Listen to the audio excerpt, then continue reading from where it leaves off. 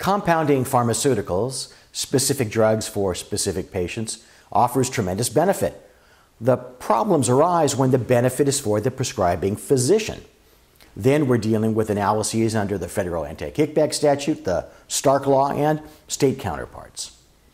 A recent federal appellate court opinion highlights what everyone, okay, just those not willing to lie to themselves, already knew, but many, those willing to lie to themselves, were unwilling to admit: that it can be a violation of the anti-kickback statute to receive something of value when simply serving as a gatekeeper for a patient's previously existing choice. Let's stick with the compounding pharmacy example, at least for a moment. Setting aside a plethora of issues from the distinction between compounding and manufacturing to issues of direct patient solicitation, there are some in the compounding pharmacy business who believe that it's okay to market specific compound medications directly to patients, using networks of physicians to rubber stamp that pesky necessity, the prescription. Often the physicians in the network receive payment from the unlicensed pharmaceutical manufacturer, I meant the compounding pharmacy, for essentially issuing a prescription for the compounded drug in response to the patient's request. How those physicians tell themselves can authorizing what the patient already wants, such as miracle compounded drug X from Lucky Larry's pharmacy in Leucadia, California, be a referral to Lucky Larry? Here's where the cautionary tale of Kamal Patel, MD, the case is U.S. versus Kamal Patel, comes into play. The unfortunate Dr. Patel wasn't involved with compounding. He was involved in a home healthcare services kickback scheme. But the lesson is equally applicable. Dr. Patel is an internal medicine doc. He routinely treated elderly patients, Medicare beneficiaries. He regularly prescribed home healthcare services to his patients. There was never any allegation that he ever made any improper prescription for any service.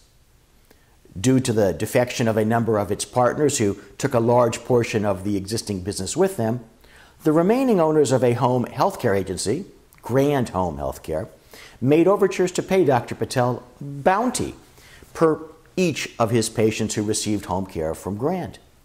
Importantly, at least to Dr. Patel's failed defense and to the fact situation, as it's akin to the compounding pharmacy example, it was the patients who chose to obtain home health care from Grand. It was not Dr. Patel who chose Grand as the provider. The fact that a patient chooses a specific home health care service is not sufficient for the service to receive payment from Medicare.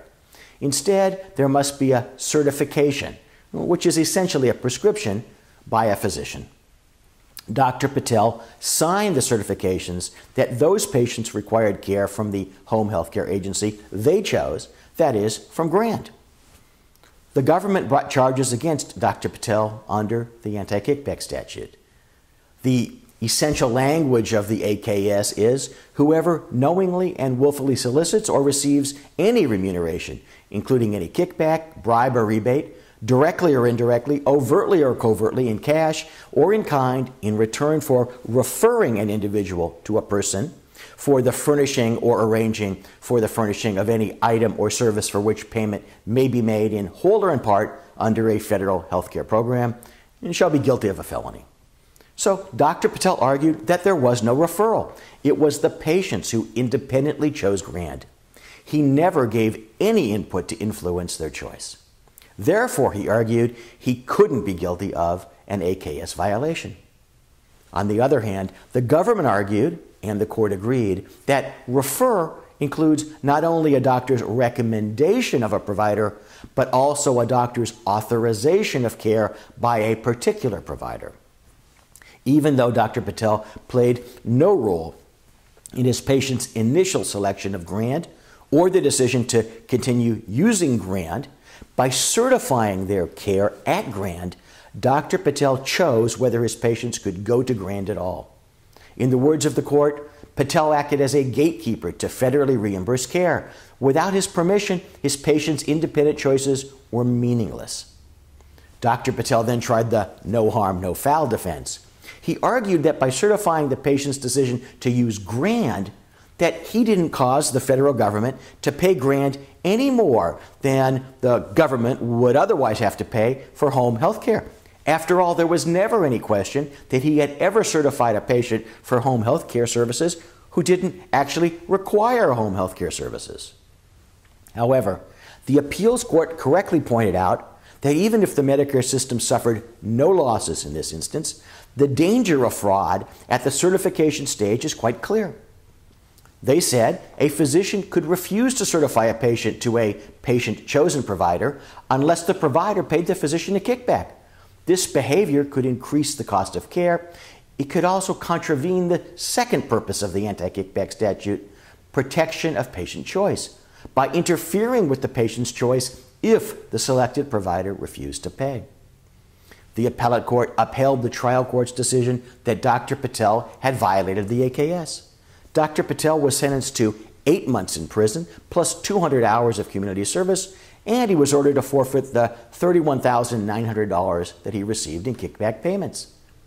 Dr. Patel's certification, that is his prescription of home health care services from a patient-selected provider, is no different from another physician's prescription of a compounded drug from a patient-selected pharmacy. If that pharmacy, like Grand, made payments to the physician to induce that prescription, whether it's blatantly offered as by Grand or if it's whispered sotto voce in terms of payment for something that is actually for nothing, then both the physician and the pharmacist may be headed off to join Dr. Patel in the federal pen for violating the AKS. Although it does nothing to change the analysis, physicians considering borderline deals of all sorts often ask questions, which they intend as statements akin to, how will they ever find out? Perhaps Dr. Patel or the folks at Grand Home Health Care will let you know of one common way. The feds initially investigated Grand and its owners, but to reduce their own exposure, Grand's owners flipped on Dr. Patel. They wore a wire to record their communication. There are many legitimate ways for physicians to increase their practice income. They include, depending on state law, investments in compounding pharmacies and the direct dispensing of pharmaceuticals. But any deal must be structured in compliance with the AKS. And then, of course, also in compliance with other applicable laws from Stark to state law considerations. Go ahead, I encourage you, think entrepreneurially, but please be smart about it. For complimentary resources, including articles and our monthly newsletter, the Advisory e-Alert, visit advisorylawgroup.com.